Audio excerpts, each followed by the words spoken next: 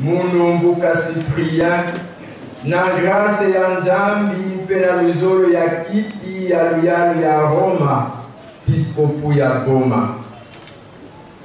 Kiengwenda zabikisa na mvila yonso, bilongi ya beto ya ngudi ya bamvula pastorale 4, 2017-2018, 2018-2019, 2019-2020. Kelandakana na mvula yai ya mafunda zole na 18, hii ya mafunda zole na 10 Makuku matatu mateli na nzungu. Avec le jeune, levons-nous et bâtissons notre Église et notre nation.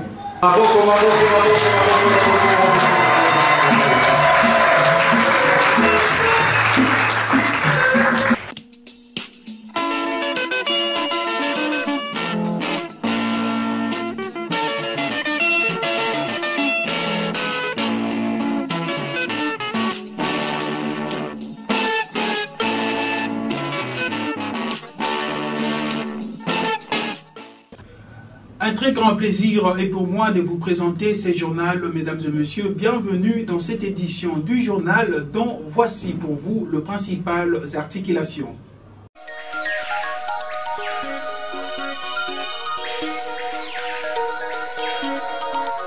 Bientôt, les fidèles catholiques du lotissement SEMA auront leur propre paroisse. En société, le bureau administratif du quartier Mikondo, saccagé par des dissidents présumés malfaiteurs. La salle annexe de Saint-Jean-Paul II a servi de cadre ce mardi 13 août à une importante réunion de la CNSS. Encore une fois, bienvenue mesdames et messieurs. Le dimanche 11 août dernier, l'église a célébré l'Assomption de la Vierge Marie à la paroisse Mama Luzingu. C'était également la fête du jubilé d'or de l'abbé Antoine Vital Kwalou. Comment s'est déroulée la cérémonie relative à cette célébration? Témoin de l'événement Vitalandou, Gisèle Ngoï. Suivez. Monseigneur l'évêque a commencé par bénir le jubilaire en présence de l'Assemblée priante. S'en est suivi la prière d'engagement et de fidélité prononcée par l'abbé Antoine Vital Kwalou, lauréat de l'événement. Pour marquer ses 50 ans de vie sacerdotale, 50 bougies et 11 cierges ont été allumés, symbolisant la lumière du Christ dans son ministère de prêtre. Un diplôme venu du diocèse et un autre de Rome lui ont été remis afin de l'encourager davantage dans son travail de ministre de Dieu. De son côté, la paroisse Mama Luzingu, dont il est le fondateur, lui a remis une chasuble, signe de reconnaissance en tant que père fondateur. C'est le même geste symbolique fait par le diocèse. Ce n'est pas tout. Une effigie de l'abbé Antoine Vital Kwalou a été peinte juste devant la porte de la sacristie de Mama Luzingu afin de l'immortaliser, laquelle effigie a été bénie par le père évêque bien avant le début de la messe. Après l'action de grâce, on a compté parmi les allocutions celle de l'abbé Antoine Vital Kwalou qui a remercié le Seigneur pour cette grâce dont il est bénéficiaire, lui qui ne connaît rien devant le Très-Haut. Une reconnaissance qui s'est exprimée par les larmes constatées sur le visage du jubilaire. Narratif, le lauréat a retracé l'histoire de sa vocation dès l'âge de 5 ans, son cheminement jusqu'à la fondation de la paroisse Mama Luzingu en 1985.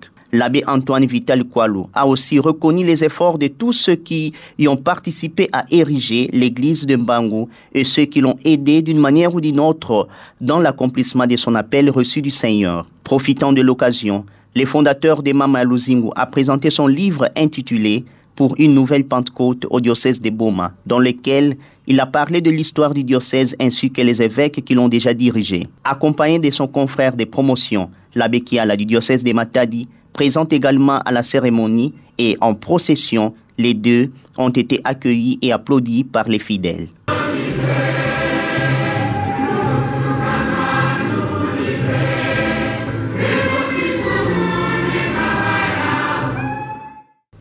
Église toujours, la messe de clôture du 10e chapitre général de Sœurs servantes de Marie de Boma au grand séminaire à Benguidi était marquée par deux discours. Sandrine Lissingui revient sur le moment fort de cette célébration eucharistique. Les sœurs Eugédia Mbadou, Georgette Nkoy, Espérance Kibinda, Bernadette Nzemba, Denise Mvindu, Micheline Pondi et Jacqueline Diana, élues respectivement mère générale, vicaire général et conseillère au cours du 10e chapitre général des Sœurs servantes de Marie de Boma, organisé au grand séminaire à Benguidi du 2 au 12 août 2019. Au seuil d'un mandat de 6 ans, ces religieuses ont la mission de conduire la congrégation à un renouveau des vues et des convictions profondes pour une meilleure fécondité spirituelle et apostolique. L'évêque l'a signifié durant la messe de clôture des travaux du chapitre lundi 12 août. Messe qui a permis au modérateur du chapitre, à la supérieure générale sortante et à l'entrante de s'exprimer. Dans son mot, le père Félicien Tamboué a félicité les religieuses et leur a demandé de rester ouvertes à l'esprit qui les conduira vers la vérité. Vous aurez eu un chapitre qui a ouvert un tournant décisif dans l'histoire de votre congrégation. C'est mon souhait, mes sœurs, que vous restiez ouvertes à cet esprit qui peut encore vous surprendre, lui qui vous rendra libre, lui qui vous conduira vers la vérité tout entière. Je vous félicite et je vous applaudis. Supérieure générale des Sœurs servantes de Marie de Boma, depuis le 13 août 2013, la sœur Colette Malonda, après 6 ans d'exercice, était contente de passer le flambeau à son successeur tout en exhortant la nouvelle équipe de travailler dans l'unité et la collaboration. À notre chère mère générale et son conseil général renouvellement élu, nous présentons toutes nos félicitations. N'ayez pas peur. Quand le Seigneur choisit, il donne les grâces nécessaires. J'en ai l'expérience. Nous vous invitons à exercer cette mission dans l'unité, la collaboration selon la volonté de Dieu et non la vôtre. Sous l'émotion, la nouvelle mère générale de cette congrégation diocésaine, sœur Eugédia Mbadou, a pris la parole pour rendre grâce à Dieu qui l'a choisie pour présider à la destinée de l'Institut. À vous toutes mes chères sœurs, désormais que je dois considérer comme mes filles, il faut dire que quand j'en arrive là, je suis bouleversée. Est-ce que c'est possible pour moi? Suis-je bien capable de ça? Autant de questionnements dans mon fort intérieur restent encore sans réponse. Mais une chose est sûre, Dieu en sait quelque chose. Votre foi à faire un chemin ensemble avec nous facilitera la tâche pour nous. En dernier lieu, l'évêque a exhorté toutes les sœurs servantes de Marie de Boma à avoir à l'esprit la vie d'Isidore Bakanja, persécuté et mort pour sa foi. N'oubliez pas qu'Isidore Bakanja, c'est un compatriote. Ayez à l'esprit le courage qu'elle a eu à affronter les contrariétés, voire même des menaces d'être renvoyée de son emploi. Mais pour la cause du Seigneur, elle ne s'est pas tue. Pour la cause du Seigneur, elle n'a pas reculé. Pour la cause du Seigneur, il est allé jusqu'au bout. Bouclons ces chapitres consacrés à l'Église avec l'information où bientôt le fidèle de l'Église catholique du lotissement Séma auront leur propre paroisse du nom de Saint-Philippe. Après la pose de la première pierre par son Excellence Monseigneur Cyprien Bouka, l'heure est aux travaux. L'ingénieur Patrick Mbenza, responsable de 10 travaux, nous en parle. Nous nous présentons dans un terrain. Le terrain est vraiment accidenté et nous étions obligés de faire un terrassement. Dans cette opération, on l'appelle le kibati de terrassement. On fait le foisonnement des sols parce que nous voulons avoir une surface un peu horizontale pour que cela nous permette à bien poser notre bâtisse. Cette opération nous prend 2 jours. Nous avons commencé depuis hier et nous terminons aujourd'hui. C'est vraiment une opération très capitale parce que le mouvement de terre que nous sommes en train de faire, ça nous prend plus ou moins dans le 270 mètres cubes de sol à déplacer. Et vous allez voir même, nous avons un petit problème. Le lieu de décharge, là où nous devons décharger le terre, ça nous pose un peu de problème. Mais nous sommes en train de voir comment nous allons y parvenir à trouver une solution. Et quand nous allons terminer le kibatir de terrassement, et nous allons passer à l'étape de la fondation. Nous allons maintenant construire la fondation et après nous allons remblayer et enfin nous passerons à l'élévation. Donc voilà un peu le travail que nous sommes en train de faire ici dans ce site. Je crois que dans les 3 semaines qui viennent, nous aurons déjà terminé la fondation. Mais pour l'élévation, nous ne serons pas encore vous de terminer. Si on nous dit... Parlons à présent société, mesdames et messieurs, comme je le disais au sommaire, le bureau administratif du quartier Mikondo, nous sommes là dans la commune de Nzadi, saccagé par des dissidents présumés malfaiteurs arrêtés par la police nationale congolaise dans un de sites de fumeurs de chanvre érigés au quartier Mvwangu. Nous sommes dans la commune de Kalamou. Les explications avec le chef du quartier Mikondo, Dona Ngoma.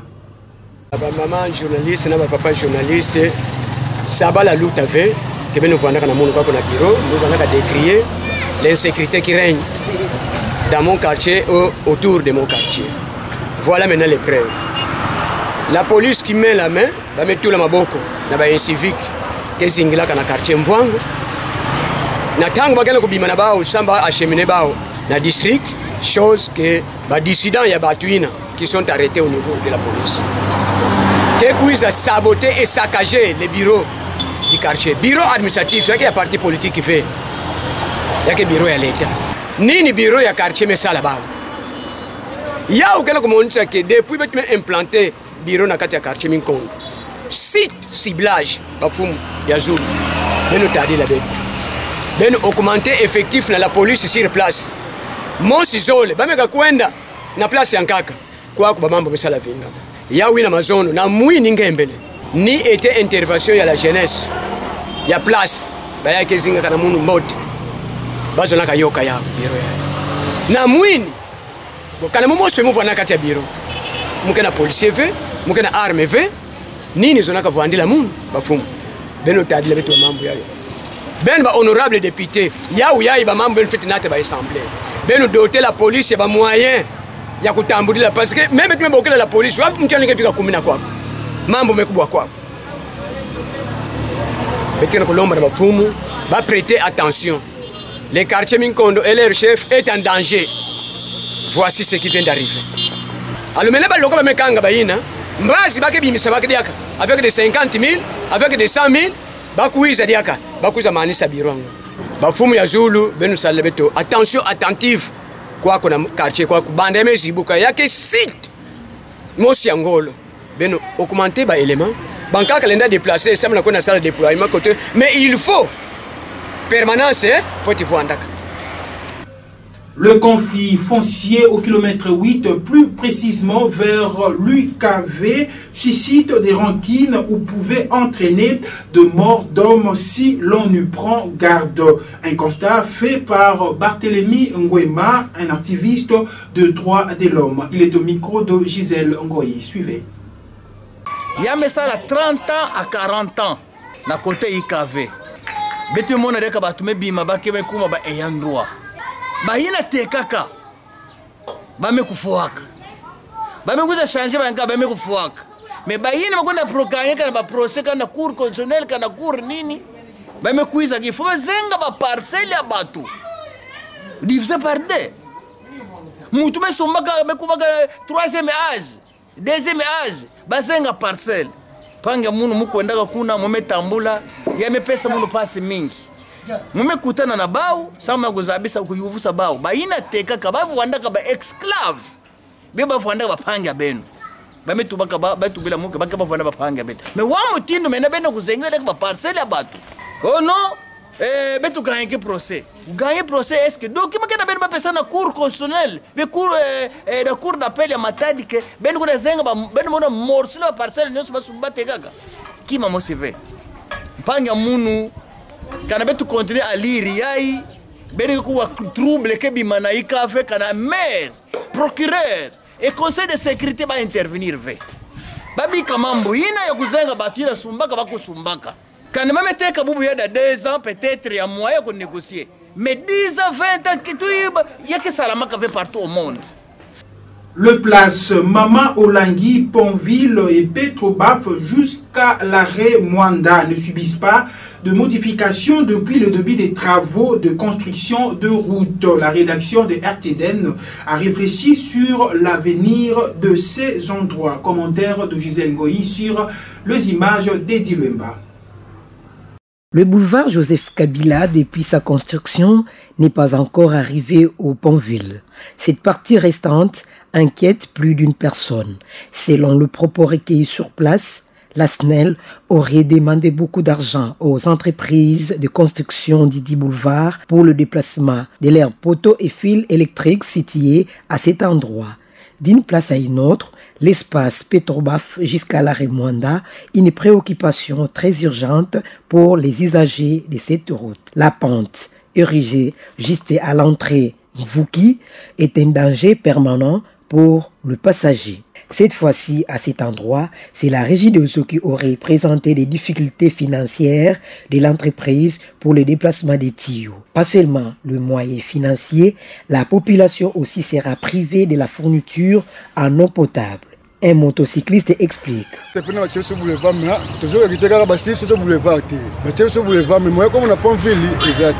Et puis gare à Mwanda place où il risque. Mitu minene ile ka biso moto mitu mike vote mitu mshoyo kwea. Mitu minela mboso tambule ya. To so ndengeni. Debite final la régie to saka l'état mo kaka. Boyo kana bomba usebise sikana to sala bien. Yana sena pena ba konjambo peut-être sur place on peut bomba usebise solution. Les routes bretelles de la ville de Boma, victimes d'embouteillage. Les cas du tronçon allant la police jusqu'à l'entrée Mbangou. Nous sommes là au quartier Mvouangou dans la commune de Kalamou. Nous vous proposons de suivre ces reportages de Gisèle Ngoï et Eddie Lemba. Le boulevard Joseph Kabila est venu désengorger la nationale numéro 1 située dans la ville de Boma. Mais un constat malheureux est observé à cette ancienne route qui est presque délaissée à son triste sort. L'état de délabrement avancé de ces artères crée l'absence de véhicules, surtout au tronçon allant du pont km 8 jusqu'à Dumbi. Pour stationner en Kondo litérienne, les véhicules provenant du Mayombe ou de Matadi empruntent les boulevards jusqu'à la police Mbangou via le pont Jacques Mbadou jusqu'au terminus d'Nkondo. Ceux-ci créent des embouteillages dans des routes bretelles. Les cas de l'entrée Mbangou, nous sommes à Dumbi où plusieurs motos et véhicules font le mariage pour les passages et les piétons ont des difficultés pour circuler librement. Donc kwa kutevandaka ngembo na camion mosi menata makala ere metelema bana kukisa makala nandi yamekreye kwa mbouteillage ma place ya kutelema ya siri ke kwandaka pe bale bwana même arrêt mos play ke bwana ba telema mais n'importe place camion ke luta metelema nao donc camion ke na bakata makuni ya metelema ya meboucher kwa de place ya kwa kupayer play il fallait passer sa place ni na camion ke bana telema kala kuna na kimosi ya meluta kwa telema kuna ya bika bana kwa telema na nzila ke fiot. Aux éléments de la PCR placés dans des carrefours, ils doivent maintenir de l'ordre pour la libre circulation. L'humanité a célébré le 12 août dernier la journée internationale de la jeunesse à Boma. La dite journée est passée inaperçue, mais la demande au souci de jeunes de se retrouver dans le nouveau gouvernement pour lutter contre les antivaleurs au regard de cette jeunesse. Nous vous proposons de suivre à ce sujet Maître Samba Mwanda qui nous parle. C'est vrai qu'hier c'était la journée internationale de la jeunesse. Mais sauf que nous concluons à une timidité par rapport à la place qu'occupe la jeunesse aujourd'hui dans le monde entier. C'est-à-dire que la jeunesse, s'il faut tenir compte de la population mondiale, c'est la jeunesse qui est plus représentée. Et malheureusement, par rapport à cette journée qui devrait être, n'est-ce pas, publicité ou sinon fêtée avec beaucoup de joie, malheureusement ce n'est pas le cas. C'était vraiment timide. Bon, par rapport à la place de ces derniers à notre gouvernement, bon, suite aux spéculations, nous pensons que la jeunesse aujourd'hui doit avoir sa place, n'est-ce pas, dans tous les échelons. Hélas, avec les rumeurs du gouvernement, comme si ces derniers, ou sinon la jeunesse, cette dernière jadis, la jeunesse n'est pas du tout prise en compte. Et c'est pour cette raison que nous donnons, n'est-ce pas, pas une recommandation, mais nous interpellons quand même aux autorités compétentes de pouvoir revenir à la raison, de voir comment, n'est-ce pas, intégrer ces derniers pour qu'ils puissent se retrouver. Quelque part aussi, les jeunes, je vais prendre un exemple, hein, l'éducation. Je veux dire que la jeunesse est reléguée dans les oubliettes, n'est-ce pas, dans notre pays. L'éducation, nous avons aujourd'hui nos jeunes diplômés qui, après avoir passé au maximum 12 ans à l'école secondaire, pour décrocher le diplôme d'État. Mais finalement, dès lors qu'on est en train de critiquer la régression de l'enseignement, et au même moment que les finalistes, ou sinon les lauréats, arrivent à faire des points là vraiment imaginables. De 80%, 87%, 60%, or nous à notre époque. C'est vrai qu'aujourd'hui la régression de l'enseignement, c'est suite à l'irresponsabilité de notre gouvernement. Et maintenant, quelle contradiction. On parle de la régression et finalement les élèves ou sinon les lauréats arrivent à faire des points là vraiment imaginables. Pour cette raison, il revient au gouvernement de voir comment recadrer le secteur, comme je viens de prendre l'exemple de l'enseignement, de recadrer le secteur pour qu'au finish, qu'il y ait l'équilibre entre le niveau et les produits qu'il lance, n'est-ce pas, dans les marchés d'emploi. Terminons cette édition du journal avec l'actualité où la salle annexe de Saint-Jean-Paul II a servi de cadre. C'est mardi 13 août 2019 à une importante réunion de la CNSS et ses partenaires. De quoi était-il question? La réponse dans cet élément de reportage. Suivez. En vue de la vulgarisation de la sécurité sociale, la Caisse nationale de sécurité sociale, CNSS en sigle, a organisé ce mardi 13 août dans la salle annexe de Saint-Jean-Paul II une réunion avec ses partenaires, notamment la Fédération économique du Congo, FEC Boma, et le représentant des opérateurs économiques, soit des employeurs de la ville de Boma. Il était question pour ces représentants des opérateurs économiques d'être informés de la nouvelle façon de fonctionner de chacune de ces deux institutions. Pour citer, la CNSS et la FEC après la promulgation de la nouvelle loi portant sur la sécurité sociale. Échange d'idées, préoccupations et questions de tout participant ont fait l'objet lors de ces assises. Le directeur de la CNSS Boma, Mbenza Mavambu Faustin, revient sur le but de cette réunion. Et cette vulgarisation, on en a vu l'importance. Les employeurs ne sont pas bien informés de ce que dit la nouvelle loi, qui a pourtant apporté une réforme importante.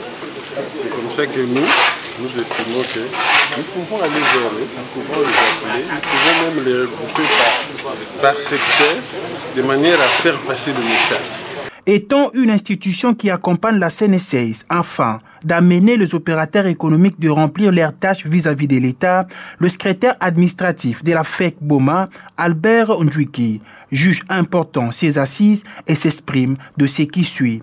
Cette nouvelle loi a apporté des innovations en faveur de l'employé en matière de sécurité sociale. Nous avons échangé dans ce sens que l'application par nous, les employeurs, de cette loi accompagnerait la CNSS dans l'application de ses prérogatives par rapport à la nouvelle loi.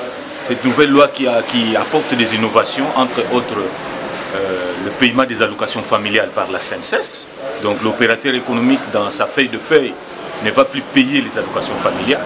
Il y a les allocations prénatales que l'employeur payait, que maintenant la CNSS va prendre en charge. Et ainsi de suite. Donc, beaucoup d'innovations que nous estimions. Petit à petit, c'est vrai que c'est difficile, parce que c'est une nouvelle loi, mais nous allons tout faire pour que nous puissions nous adapter et appliquer. Et c'est par ici, mesdames et messieurs, que nous mettons un terme final à cette édition du journal. Mais avant de nous séparer, voici pour vous le rappel de principales articulations.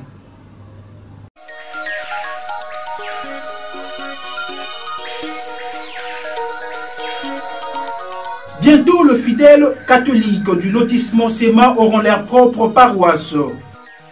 En société, le bureau administratif du quartier Mikondo, saccagé par des dissidents présumés malfaiteurs. La salle annexe de Saint-Jean-Paul II a servi de cadre ce mardi 13 août à une importante réunion de la CNSS. Et c'est ainsi que s'achève cette édition du journal de Gisèle Ngoï qui a connu le concours rédactionnel de Sandrine Lissingui, Espoir Nkwanga et Lise Kebe dans une réalisation de l'ingénieur Arnold Mbumba. À vous, mesdames et messieurs, merci de l'avoir suivi. Je vous retrouve à la prochaine et bonne suite des programmes sur nos antennes. Bye bye.